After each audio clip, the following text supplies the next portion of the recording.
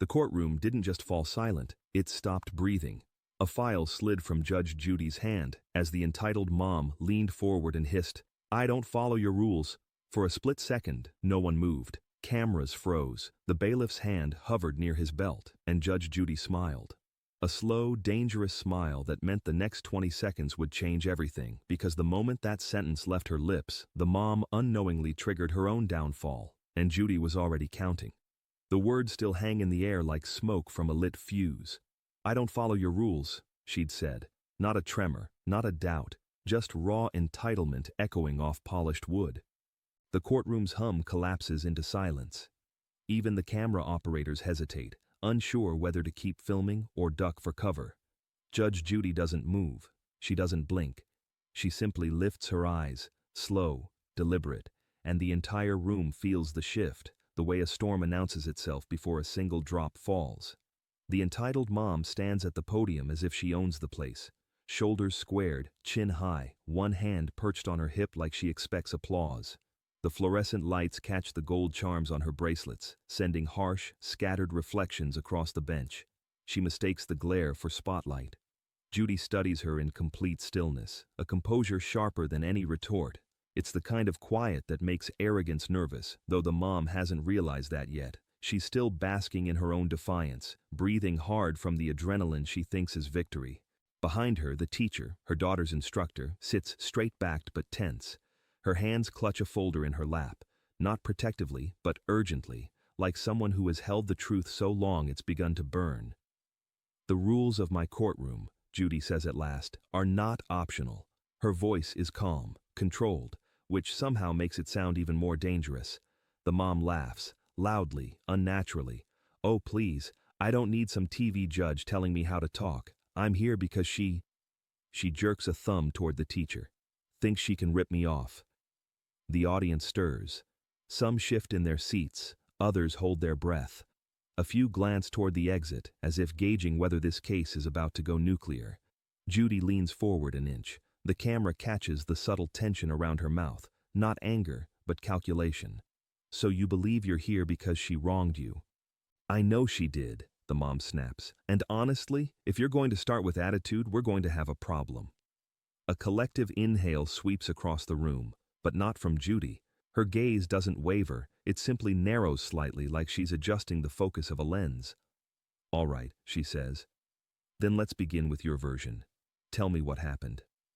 The mom launches into a rehearsed story, confident, animated, dripping with indignation.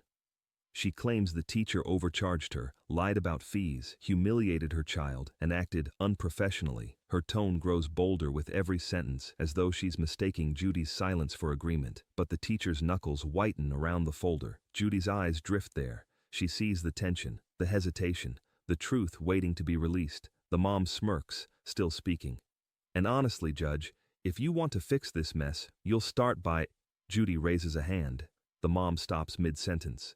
She doesn't know it yet, but the ground beneath her has just shifted. "Let me rephrase that," Judy says quietly. "Are you lying to me, or just not thinking?"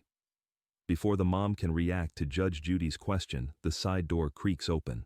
A small sound, but sharp enough to slice the tension. The teacher steps forward, clutching a folder thick enough to change everything. The camera pans to her face, composed, but with a tightness around the eyes that speaks of sleepless nights and second-guessing every choice that led her here. She moves slowly, almost apologetically, as if entering someone else's storm. "Ma'am," Judy says, "come take the stand." The mom scoffs loudly, leaning back in exaggerated annoyance. "Oh, please, here we go." Her bracelets jingle, cheap applause for her own arrogance. The teacher ignores her. She reaches the podium, sets the folder down, and exhales. Her fingers linger on the cover, steadying herself. "Tell me what happened," Judy prompts. Judy. Her voice is soft at first, but steadies with each word. She explains the payment agreement, clear, simple, signed by the mom. She describes the escalating late fees, the missed responses, the barrage of accusatory messages whenever she tried to remind the mom of her balance. The camera cuts to the mom rolling her eyes so hard it's almost theatrical. But the teacher continues, tone unwavering. "I didn't want to bring this here. I tried to resolve it privately. Every attempt made things worse." She slides the first set of documents across the podium. The pages rustle like restrained truths. Judy scans them. These messages, she sent these to you? Yes, Your Honor. The monitor lights up with screenshots. The mom's texts appearing one by one. Accusatory, dismissive, hostile. Mom mutters, "Those are out of context," but her voice lacks conviction now. The audience murmurs, the weight of the evidence palpable. Then the teacher reaches into the folder again, removing a second stack, thicker than the first. These are the payment logs. And this, she adds softly, pulling out a single page, is something she said didn't exist. The mom straightens suddenly, eyes narrowing. Judy lifts the paper. The courtroom lights glare against it, a signed acknowledgement of the payment terms. "You told me earlier you never saw this," Judy says, eyes locked on the mom. "I didn't," the mom snaps. "That's fake. She printed that to make me look bad." The audience exhales in disbelief. The teacher's voice remains calm. "That is the original form, signed the day her daughter enrolled." The mom begins to fidget, subtle shifts, small cracks in her facade. Judy's expression hardens, the room tightening around her silence. She turns the paper in her hands, scrutinizing the signature. The teacher stands perfectly still, heart pounding just beneath the surface. And the mom? For the first time, the confidence drains from her smile. Judy lifts the document slightly. "Ma'am, explain this, carefully." The document glints under the courtroom lights as Judge Judy turns it over slowly. The crisp edges, the bold text, the unmistakable signature at the bottom. The moment stretches, taut and breathless. The mom swallows, her confidence flickering like a candle in a draft. Judy lifts the page higher, letting the camera zoom in. The signature is clean, deliberate, unmistakably hers.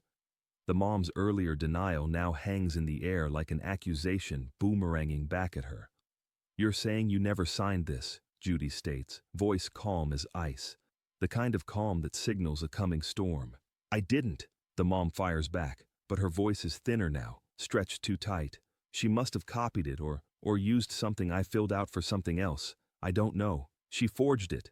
The courtroom reacts. A ripple rolls through the audience. A collective, "Are you serious?" rising from the seats. The teacher doesn't speak. She doesn't have to. Her posture, rigid but dignified, is the perfect contrast to the mom's unraveling narrative. Judy lowers the document, folds her hands, and fixes the mom with a level stare. "You're accusing this teacher of forgery?" The mom hesitates, a beat too long. "I'm saying it's possible." Judy tilts her head. "Possible but not likely, because this signature matches the one on your complaint form." She gestures to a different document on her bench. Same loops, same slant, same pressure. The camera cuts close. The mom's jaw clenches, her eyes dart, searching for an escape that doesn't exist. Judy continues, voice steady. "If you're going to lie, at least commit to it convincingly." A few audience members can't help it. A soft chuckle breaks the tension. The mom snaps. "I'm not lying. She's making me look bad." "No," Judy says, leaning forward slightly. "You're doing that yourself." The teacher finally speaks, her voice small but clear. "I kept every form because I knew someday I might need to prove I wasn't the one mistreating her child." Her words land gently, but with weight. A truth spoken quietly can thunder louder than any outburst. The mom sneers. "Oh, please, you're acting like some victim. My daughter hated being in your class because you were rude and unprofessional." The teacher's eyes drop. Not in shame, but hurt. And Judy sees it. She sees the small flinch, the wounded dignity, the story behind the paperwork. She turns back to the mom. "You said earlier that she threatened your child, that she embarrassed her. You said she targeted her." "I stand by that," the mom spits. "Good," Judy replies, "because now I'm going to ask her about it." The teacher looks up, startled. Judy gestures gently. "Please remain standing." The mom's smile returns. A brittle, triumphant thing, but it dies instantly when Judy asks the next question. "Was this the first time she threatened you or just the worst?" The teacher doesn't blink. "Not the first," she says, and the room shifts, the air tightening as if someone pulled invisible thread. A murmur sweeps through the audience. Even the mom stops mid-eye roll, sensing danger she didn't expect. Judge Judy leans back slightly, giving the teacher space. Tell me. The teacher exhales, steadying herself. It happened in the parking lot after school. I had dismissed the kids, and I was walking to my car. She glances at the mom, whose face immediately twists. She blocked my path with her SUV. You're lying, the mom snaps, but the tremor in her voice betrays her. Judy lifts one finger. Silence falls instantly. The teacher continues. She pulled up so close I had to step back.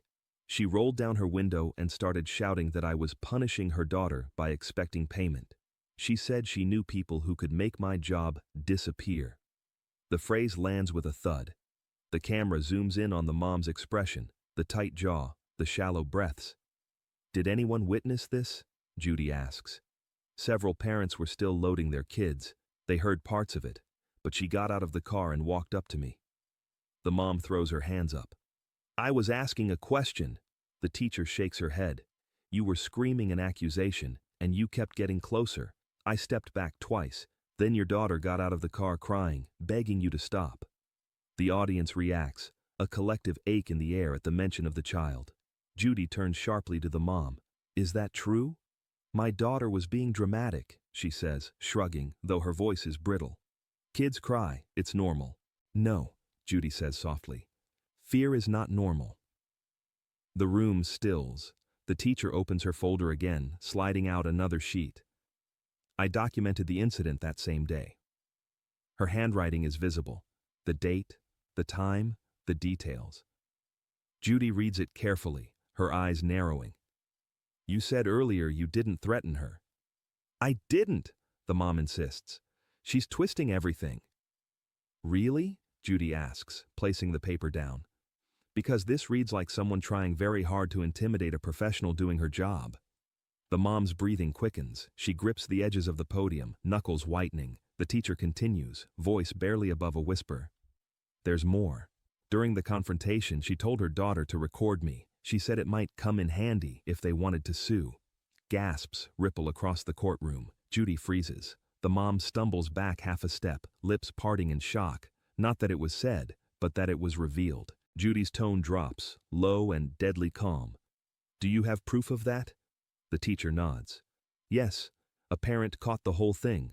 They gave me the video. The mom's face drains of color.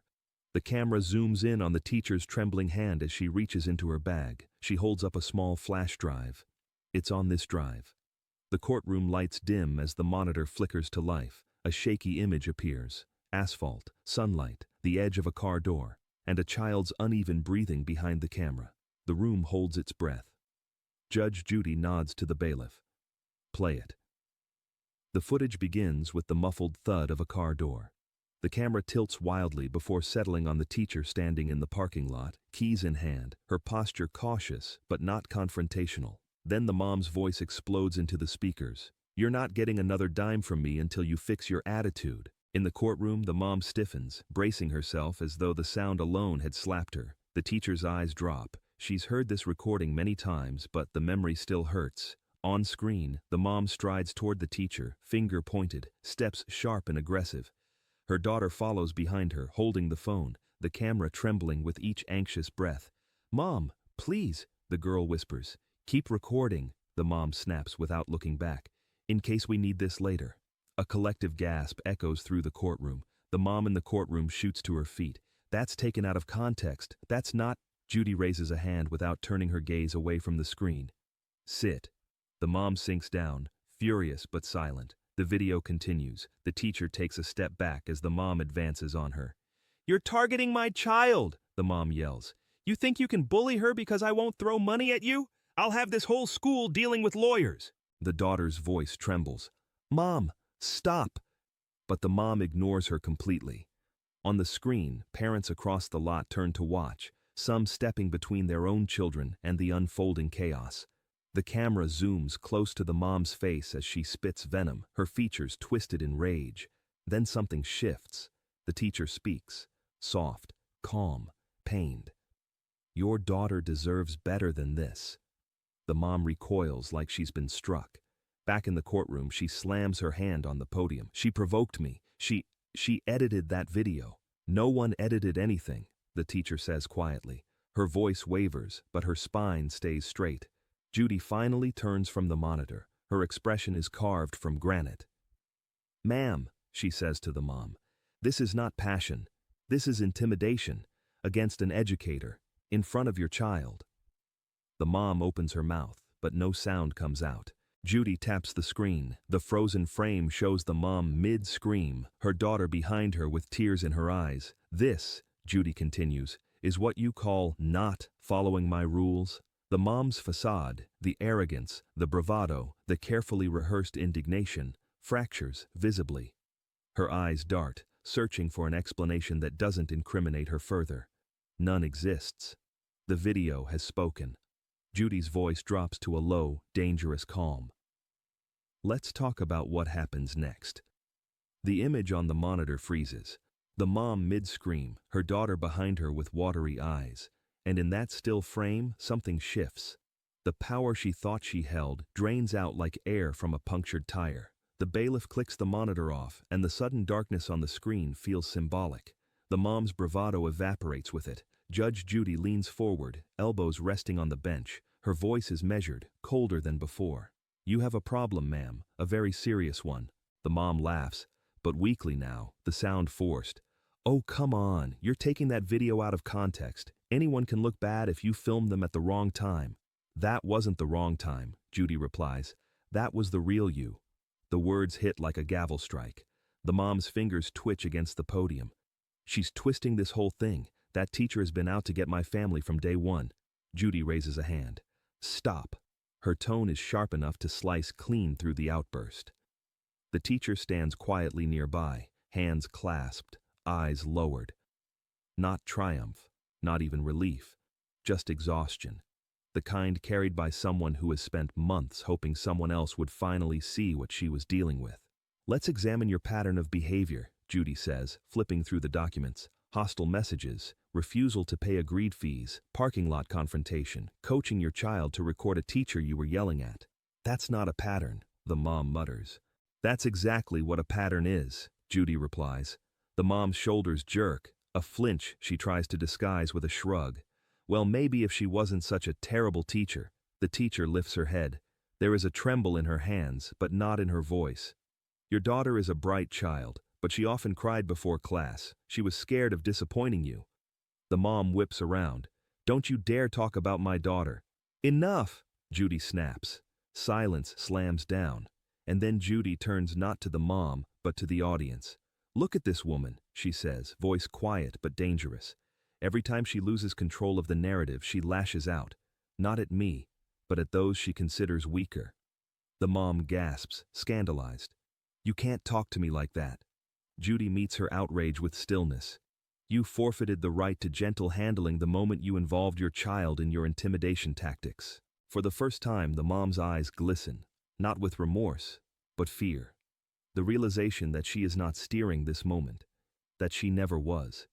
Judy looks toward the girl sitting in the audience, her small, trembling frame, her fingers clasped tightly around the strap of her backpack like a lifeline.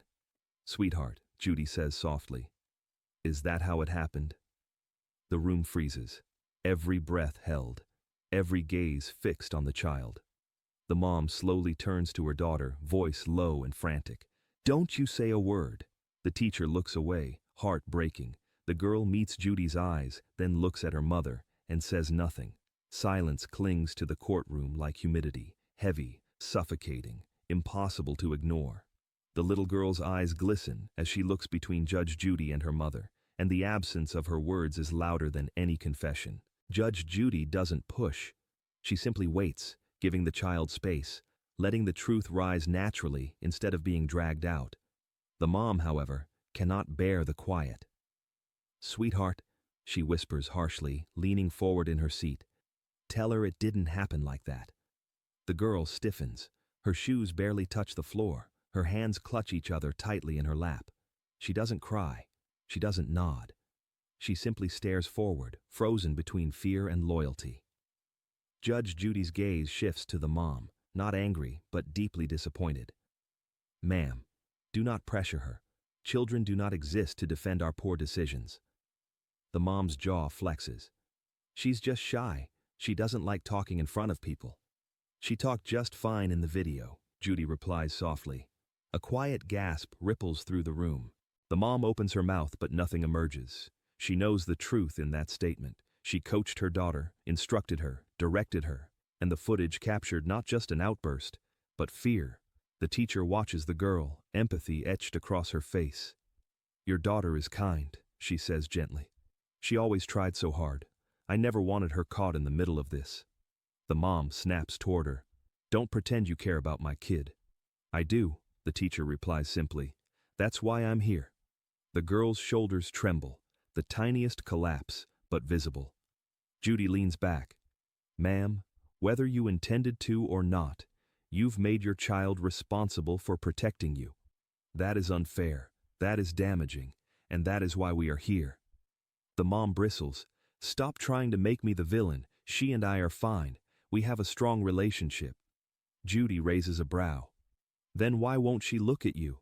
The mom turns slowly to her daughter. The girl keeps her gaze aimed firmly at the floor, a scene captured by every camera in the room. The mom's voice cracks. "Baby, tell them."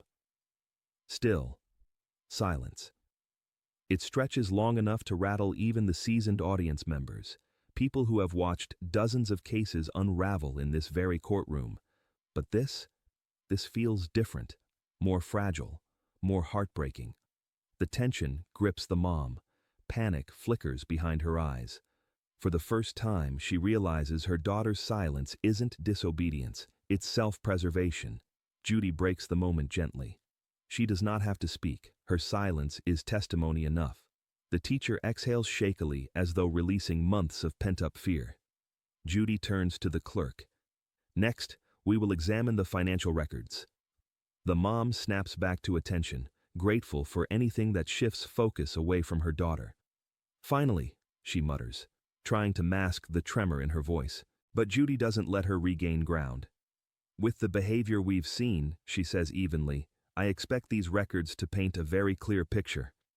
The bailiff steps forward, placing a thick folder on the judge's bench, the sound echoing like a warning shot. Judy opens the folder slowly. "Bailiff," she says without looking up, "bring me the contract file." The bailiff lowers a thick financial folder onto Judge Judy's bench with a weighty thud, the kind of sound that signals the truth is no longer optional. The mom flinches. The teacher watches quietly, bracing for the numbers that will finally speak for her. Judy opens the folder, each page turning like the tick of a clock counting down someone's last seconds of control. "Let's start with the basics," Judy says. Her tone is cool, clinical. "Payments owed, payments made, and your explanations for the gaps." The mom straightens her back, trying desperately to reclaim confidence. "I already told you. I paid what was fair." She kept adding fees. "Did she?" Judy hums, flipping to a color-coded ledger. "Because your own signed agreement," she taps the corner of the paper, "shows you were aware of every charge before your child even attended the first class." The mom's lips press into a thin, panicked line. Judy slides the ledger toward the teacher. "Walk me through these." The teacher steps closer, pointing at the entries. "She stopped paying after the second month. I sent reminders. Politely. She responded only when I finally told her I'd have to suspend her daughter's spot if the balance wasn't addressed." "And how did she respond?" Judy asks, though the answer is already in front of her. The teacher flips to printed screenshots. With these messages flash across the monitor as the courtroom collectively leans in. "You're lucky I even let my kid attend your class. I don't pay for bad attitudes. Good luck keeping your job if you push me." The mom scoffs loudly. "That teacher is dramatic. I told her I'd pay when I could." Judy's eyes narrow. "But you could pay. According to your bank statements," she lifts another page, "you made multiple luxury purchases in the same week you ignored her invoice." The mom freezes. The courtroom murmurs. "Ma'am," Judy continues, "you bought concert tickets, a designer handbag, and spent $400 on a spa day, all before paying this teacher $40 you owed her." The mom fumbles. "That's my money. I can spend it how I want." "Correct," Judy replies, "but you cannot claim you were unable to pay while actively choosing not to." The mom's defenses shatter piece by piece. a collapsing tower built on indignation instead of truth. The teacher, for the first time, lifts her chin with something close to relief. Not triumph, simply the comfort of being believed. And there's one more thing, Judy says softly, flipping to the last page. This note from the teacher, dated a month before the confrontation. The mom's head snaps up. The note reads, "I believe she never intended to pay." Judy looks at the teacher. "When did you realize that?" The teacher hesitates, a flicker of fear, of guilt, of something unsaid. The mom smirks, sensing an opportunity. Judy leans forward. "Answer honestly. When did you know she wouldn't pay you?" The teacher exhales, voice trembling. "When she threatened to ruin my career if I kept asking." The courtroom erupts. Judy's eyes sharpen. The weight of that admission hangs heavy, electrifying the air. Judy's voice slices through the noise. "Show me the proof of that threat if you have it." The teacher's breath stutters as she stands there, the weight of her admission rolling through the courtroom like distant thunder. "I have proof," she says, though her voice trembles with the cost of saying it. And just like that, everything tightens. The stakes, the tension, the mom's panicked eyes. Judge Judy doesn't move. "You said she threatened your career. Explain." The teacher looks down at her hands, fingers clasped together so tightly the knuckles pale. "She told me," she begins softly, "that if I didn't stop asking about the unpaid fees, she would make sure the school questioned my conduct around students." A wave of disgust ripples across the gallery. The mom slams her palm against the podium. "Lies! She's twisting all of this. I never said anything like—" "Sit," Judy snaps. The mom sits, but her eyes stay wild, scanning the room for someone, anyone, to validate her unraveling story. Judy turns back to the teacher. "Threatening false allegations is not something I take lightly. Why didn't you report her earlier?" The teacher hesitates, throat tightening. Her eyes begin to gloss, not with weakness, but with memories too heavy to carry silently. "Because," she swallows, "because she told me she knew people on the school board. She said if I pushed the issue, she'd start rumors. The kind that don't go away, even when they're not true." A shocked hush falls. It isn't just the threat. It's the absolute conviction in the teacher's voice, the pain and fear layered beneath those words. Cameras zoom in on the mom. She looks cornered now, her breathing shallow, her fingers tapping erratically against the podium. "I didn't mean it," she blurts. "People say things when they're upset. She's exaggerating." Judy's stare hardens. "You threatened her livelihood and her reputation." The teacher nods slowly, then reaches into her folder. "I kept one voicemail," she says, "one I couldn't bring myself to delete." The mom's face drains of color. No, she's lying. She's trying to make me look like a monster." "Ma'am," Judy says coldly, "you're doing an excellent job of that on your own." The bailiff steps forward, taking the teacher's phone as she navigates to the saved message. Her hands shake, not out of fear of Judy, but fear of reliving the moment captured in audio. The courtroom goes silent. The mom whispers under her breath, "Don't play it. Please don't play it." A rare crack in her otherwise defiant shield. But it's too late. The bailiff hands the phone up. Judy taps the speaker icon. The room leans in. A click, a breath, and then the mom's voice, cold and venomous. "If you don't back off, I'll make sure parents start asking questions about you. The kind of questions you'll never shake." The gallery recoils. The mom covers her mouth. The teacher closes her eyes. Judy lets the last syllable fade like smoke. She looks straight at the mom. "Now tell me, what exactly did you mean by that?" The last icy syllable of the voicemail still vibrates through the speakers when Judge Judy lifts her gaze, slow, deliberate, surgical. The mom stops breathing. No one in the gallery dares to move. Judy leans back, letting the silence press on the mom like a weight. "Explain what you meant," she repeats, voice deceptively calm. The mom swallows hard. I didn't mean anything by it. People say things when they're upset. I wasn't actually going to do anything." Judy arches a brow. Threats don't need follow-through to be poisonous. The teacher stands a little straighter, though her hands tremble at her sides. Hearing the voicemail again has clearly shaken her, the memory of that fear resurfacing in real time. The mom scrambles for footing. She's exaggerating this whole thing. I was frustrated because she kept hounding me about money. She was doing her job, Judy cuts in sharply. You, on the other hand, were abusing intimidation tactics. The courtroom murmurs in agreement. The mom's breathing quickens. You don't get it. Everyone was against me. The school, the parents. She was trying to embarrass me. The teacher flinches. All I ever did was ask you to pay the amount you agreed to. What agreement? The mom screams. I never signed anything. Judy slams her palm on the bench, a sound so sharp it slices through the chaos. Everyone jumps. You did sign it, Judy says, voice ringing with authority. You denied it until evidence cornered you, just like you denied threatening this teacher until the voicemail cornered you. The mom's mouth opens, closes. A trapped gesture. The bailiff returns the phone to the teacher. Her eyes fill with tears she refuses to let fall. I saved that voicemail because I didn't know what else to do, she whispers. I didn't want to ruin anyone's life. I just wanted her to stop. Judy softens. Not much, but enough to show she recognizes the emotional toll. You should never have been put in that position. Then the judge turns back to the mom, who sits hunched, clutching the podium as though it's the only thing keeping her upright. Ma'am, I asked you a simple question, Judy says. Why did you make that threat? The mom stares ahead, eyes unfocused, the look of someone who suddenly realizes the hole they've dug has no bottom. I don't know, she finally whispers. I was angry. I just wanted her to leave me alone.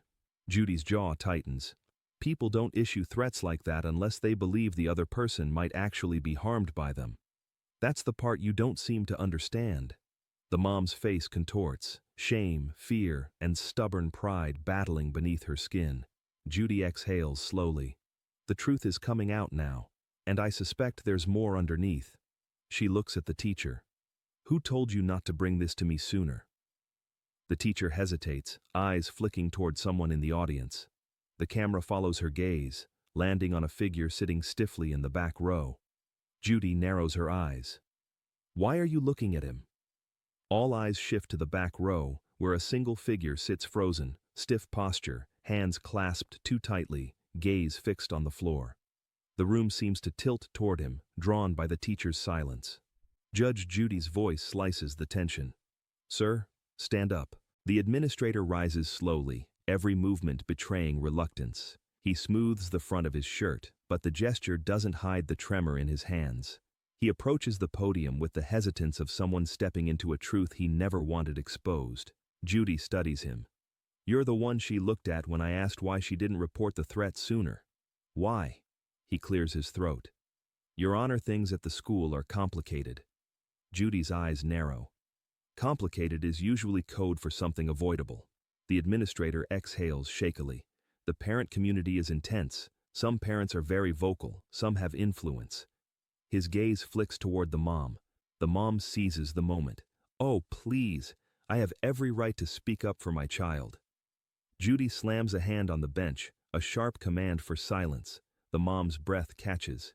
The administrator continues, quieter. She told us, repeatedly, that she would file complaints against staff, lawsuits, negative reviews on every platform. Parents were afraid. Teachers were afraid. The teacher closes her eyes. It's not relief. It's vindication mixed with grief. Judy leans in. So when she threatened this teacher's career, you advised her not to escalate? His face crumples slightly. Shame in slow motion. Yes, I told her not to bring it forward. I told her it might make things worse. You thought protecting the school meant silencing her, Judy says, voice low but lethal. He nods helplessly. I was trying to avoid chaos. Judy's tone turns colder. You created a culture of fear instead. The gallery shifts, murmurs, discomfort, dawning understanding. This case isn't just about money or attitude. It's systemic. A web of intimidation propped up by silence. The mom scoffs loudly. Why is he on trial now? I'm the one being attacked in this room. No one is attacking you, Judy replies without looking at her. Your actions are being exposed. That is not the same thing. The administrator's eyes lift, heavy with guilt. I didn't know what to do. She'd yelled at me too, in front of staff, parents. She threatened to go to the superintendent if I didn't handle my teachers better. The mom snaps back.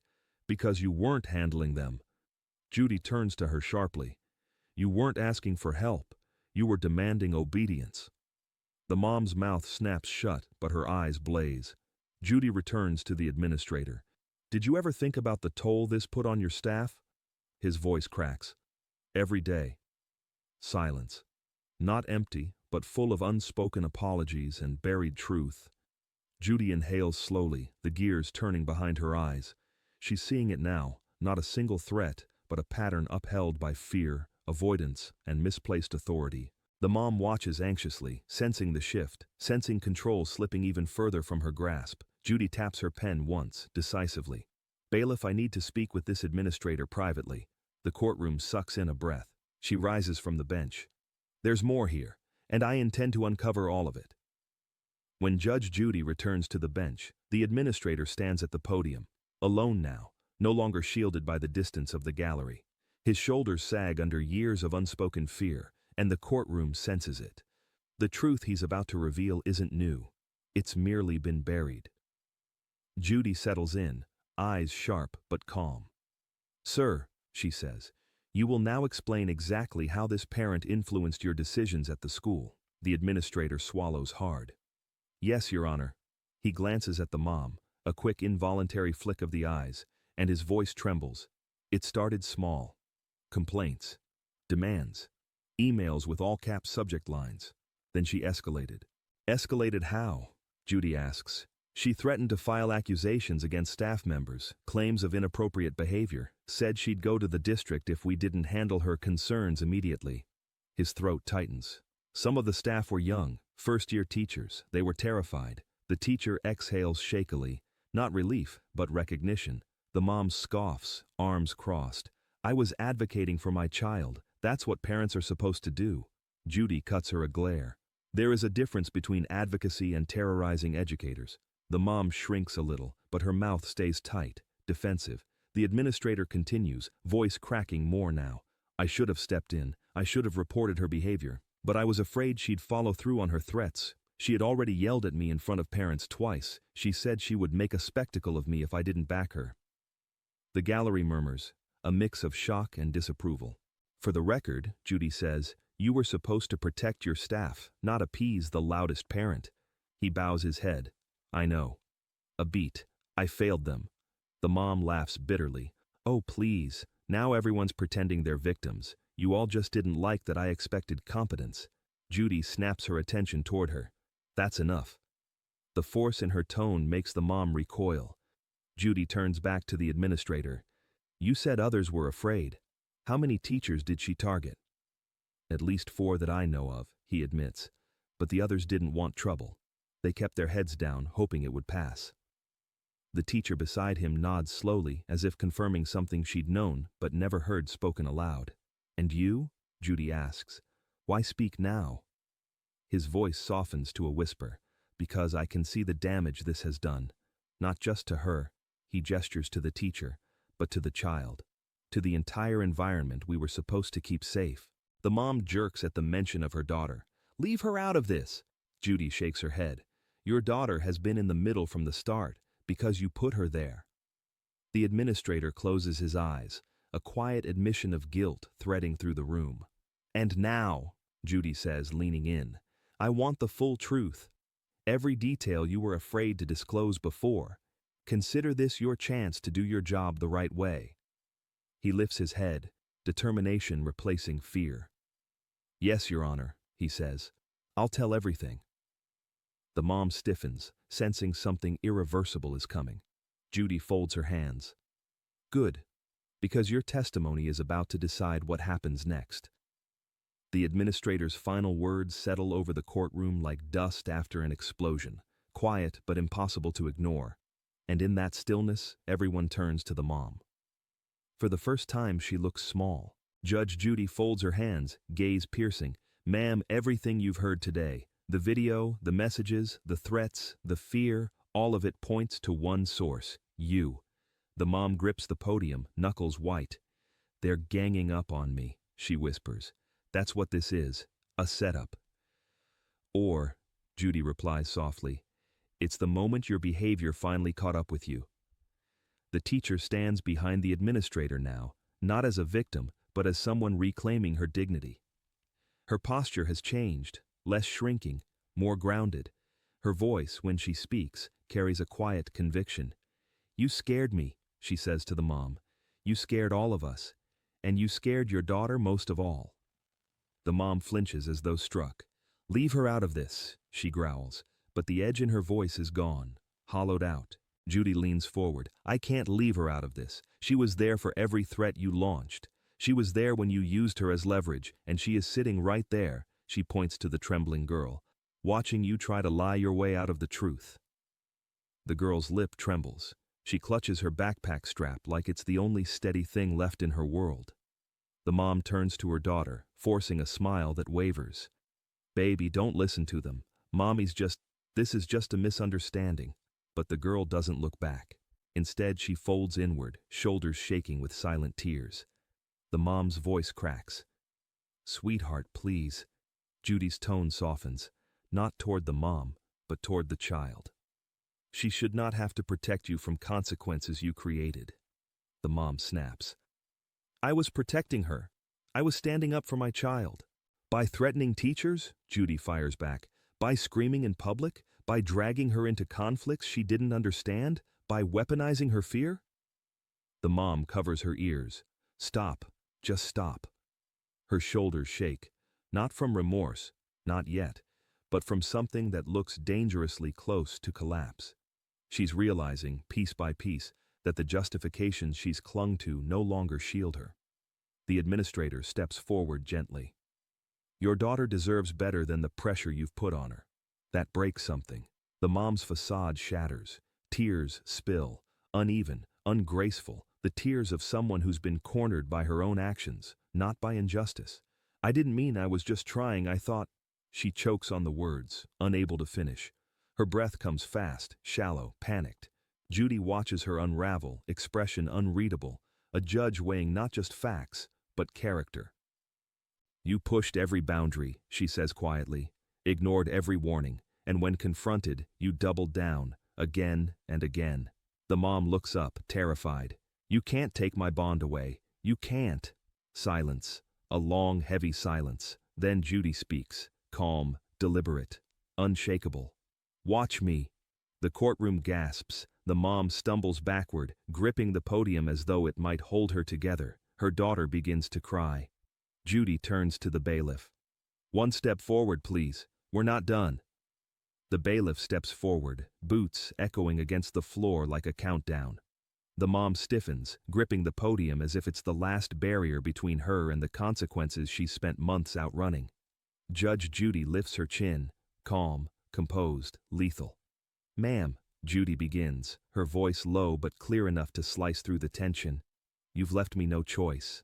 The mom shakes her head rapidly. "I said I was sorry." "No," Judy interrupts. "You said you were misunderstood. You said everyone else was the problem. You said your threats were justified. You have yet to apologize for anything you actually did." The mom stares at her, breath trembling.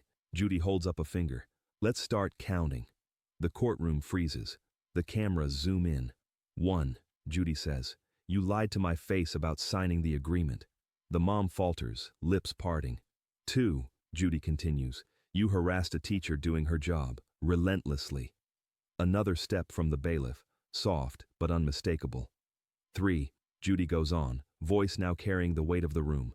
"You weaponized your child in a confrontation you staged." The mom winces. Her daughter quietly wipes a tear. 4, Judy says. "You issued a recorded threat intended to destroy someone's career." A ripple runs through the gallery. Outrage, disbelief, vindication. And 5, Judy's tone drops, deadly calm. "You created an environment of fear that enabled your behavior to continue unchallenged." Judy glances at the clock on the wall. Barely 20 seconds have passed. She looks back at the mom. "I have enough here to make a decision, and I'm making it now." The mom steps forward, panic cracking across her face. "You can't. Please. My daughter." "Your daughter," Judy says firmly, "deserves a mother who understands boundaries, consequences, accountability. You have demonstrated none." The mom's knees wobble. Her voice collapses into a plea. "I won't do it again. Please, don't take my bond." Judy's expression does not soften. "Ma'am, You had opportunity after opportunity to correct your behavior. Instead, you escalated it. The bond is revoked. The mom gasps, a raw animal sound. Her hands fly to her mouth as the bailiff steps behind her. No, no, no, please. She reaches toward her daughter, who shrinks into her seat, crying quietly. Judy watches the child, her voice softening. Young lady, none of this is your fault. Do you understand me? The girl nods through tears, but the mom collapses fully, sobbing as the realization hits. Her arrogance didn't crumble because of a judge. It crumbled under the truth she kept insisting didn't exist. Judy stands, authority radiating from her like a final verdict. This is what happens when entitlement runs unchecked. Consequences arrive, swiftly. The mom's cries echo as the bailiff gently instructs her to step away from the podium.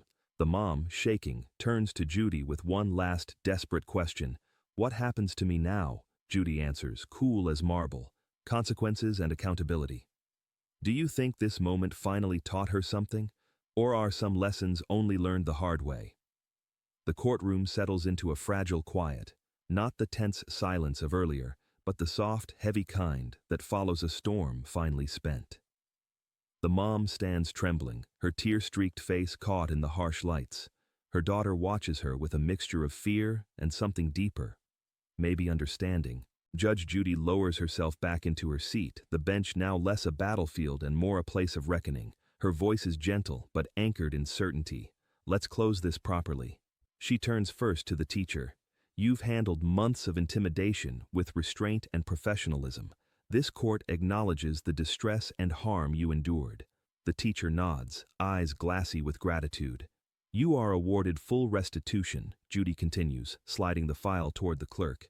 And a formal statement will be issued confirming you acted in accordance with all school policies. You did nothing wrong.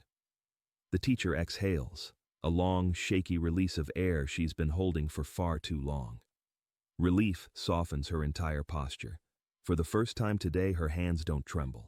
Next, Judy shifts her attention to the child, the hush in the room deepening as she speaks to her. Sweetheart, look at me. The girl hesitates, then lifts her eyes. You are not responsible for any of this. Not one part. You were asked to carry something far too heavy for any child, and you never should have been put in that position. The girl sniffles, nodding, the smallest spark of safety returning to her eyes. Then, Judy turns to the mom.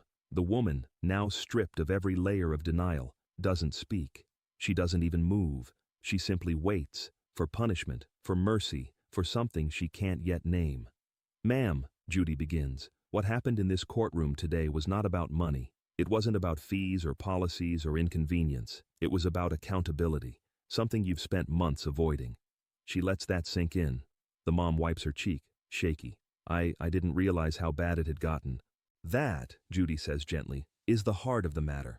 When arrogance takes over, awareness is the first casualty. The gallery remains still, hanging on every word. You'll be referred to the appropriate authorities to review the intimidation allegations, Judy continues. No one here is treating you like a criminal, but you are being treated like someone who must answer for her choices. The mom nods slowly, not in defiance, not in bargaining, but in acceptance. The beginning of understanding.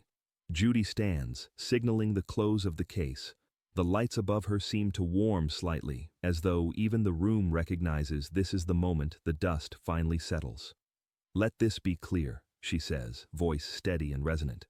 Power gained through fear collapses the moment truth walks in, and today, truth walked in. The mom lowers her head. The teacher gathers her things with a quiet dignity. The administrator sits frozen, reconsidering years of silence. The daughter reaches out, a small hand tugging gently at her mother's sleeve.